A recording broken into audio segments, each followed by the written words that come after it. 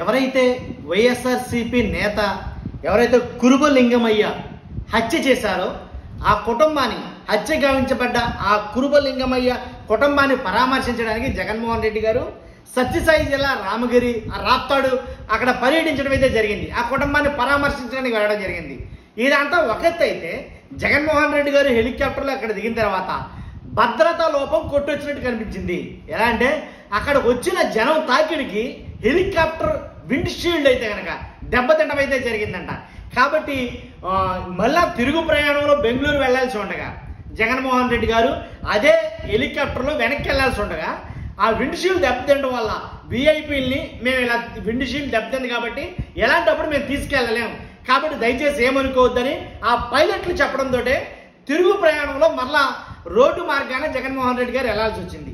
ఇదంతా ఎందుకు మాట్లాడతామంటే జగన్మోహన్ రెడ్డి గారు ఈ మధ్యలో ఎక్కడికి వెళ్ళినా సరే, జిల్లాల పర్యటన నిమిత్తంలో ఎక్కడికి వెళ్ళినా సరే జనం ఇసుకైతే రాలినంత మంది జనం వస్తున్నారు. అసలు ఆ జనం ఏంటంటే బాబు నిజంగా హెలికాప్టర్ ల్యాండ్ అవ్వకుండానే చుట్టూ గుమిగూడేశారు జనం.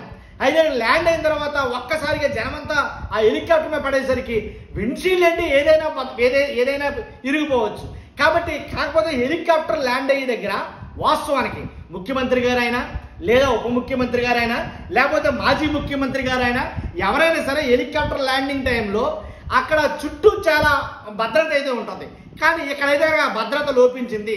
కాబట్టి జనమంతా ఒకేసారి మీద పడిపోవడంతో అప్పుడు ఆ జనాన్ని కంట్రోల్ చేయలేక పోలీసులు లాఠీ చార్జ్ చేయడం కూడా జరిగింది. కొద్దిగా వాళ్ళని చెల్లాచెదురు చేయడం కోసం, అటు ఇటు పరిగెత్తడం కోసం పోలీసులు వాళ్ళని చెదరగొట్టడానికి కూడా చేయడం జరిగింది. అయినా సరే వాళ్ళు ఎలా అంటే ఒకళ్ళ మీద ఒకళ్ళు పడిపోవడం వల్ల ఆ హెలికాప్టర్ కూడా దెబ్బతింది.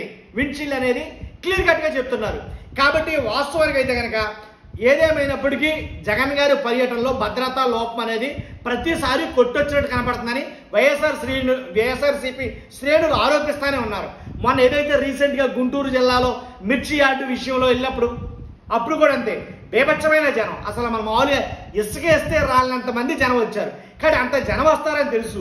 ఈ రాప్తాడుకు కూడా అంతే జనం వస్తారు, ఎందుకంటే జగన్మోహన్ రెడ్డి గారు పరామర్శించడానికి వెళ్తున్నారు, అంతమంది జనం వస్తారని తెలిసినా సరే దానికి సరిపడా జనం సెక్యూరిటీ, దానికి సరిపడా పోలీసులు లేకపోవడం చాలా దారుణమైన విషయం అన్నట్టుగా మాట్లాడతారు. కాబట్టి చూపిస్తుంటే కొన్ని వీడియోలు చూస్తూ ఉంటే ఎలా అంటే హెలికాప్టర్ ల్యాండ్ అయింది, అక్కడ ల్యాండ్ అవ్వగానే ఏదో ఏగలంగా వచ్చి ముసిరేసినట్టుగా ముసిరేశారు జనం. కాబట్టి అలాంటప్పుడు పబ్లిక్ని కంట్రోల్ చేయడం చాలా కష్టం. ఉన్నదేమో తక్కువ మంది అక్కడ. కాబట్టి జగన్మోహన్ రెడ్డి గారి ఏదైతే పర్యటనలు ఉన్నాయో ఆ పర్యటనలన్నింటిలో కూడా భద్రతా లోపం అనేది ఒక డొల్లతనం అయితే కనబడుతుందని చెప్పేసి వైఎస్ఆర్సీపీ శ్రేణులు ఫస్ట్ నుంచి కూడా దీని మీద ఆర్గ్యూ చేస్తారు. అలాగే ఈ విషయం మీద కోర్టుకు కూడా వెళ్ళారు. ఎందుకంటే జగన్మోహన్ రెడ్డికి ఆయనకి సరిపడా సెక్యూరిటీని కల్పించలేకపోతున్నారు, సరిపడా బందోబస్తుని కల్పించలేకపోతున్నారని చెప్పేసి వీళ్ళు కూడా కోర్టుకు వెళ్ళడం జరిగింది. దాని మీద వాదోపాదాలు జరిగాయి. కానీ మొత్తానికి ఈరోజు అది క్లీన్ కట్గా తేటతెల్లమైంది అనేది చెప్పొచ్చు నిజంగా. కాబట్టి ఏదైతే ఆ జరిగిన ఇన్సిడెంట్, హెలికాప్టర్ జరిగిన ఇన్సిడెంట్ చూస్తే భద్రతా లోపం క్లియర్ కట్ కనబడుతుంది. కాబట్టి వాస్తవానికి 100% జగన్మోహన్ రెడ్డి గారు ఎక్కడికి వెళ్ళినా సరే జనం వస్తారండి, దాంట్లో డౌటే లేదు. ఆ జనాన్ని కంట్రోల్ చేయడం, దానికి సరిపడా సిబ్బంది అయితే కనుక ఉండాలి, దాంట్లో ఎలాంటి డౌట్ లేదు. ఆ సిబ్బంది లేకపోతే అదిగో చూసాం కదా ఏం జరిగింది, ఇప్పుడు అలాగే జరుగుతాయి.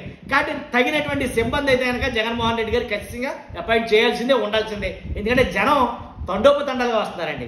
కాబట్టి ఆ జనాన్ని కంట్రోల్ చేయడం ఎవరి వల్ల కాదు, దానికి తగినటువంటి సిబ్బంది ఉండాలి ఖచ్చితంగా. చూస్తున్నా మీరు అందరూ కూడా మీ అభిప్రాయం ఖచ్చితంగా కామెంట్ రూపంలో తెలియజేయండి. ఫస్ట్ అయితే లైక్ చేయండి. ఎలాంటి ఇన్ఫర్మేషన్ ఖచ్చితంగా ప్రతి ఒక్కరు చేయాలి కాబట్టి మీ బాధ్యత లైక్ చేయడం.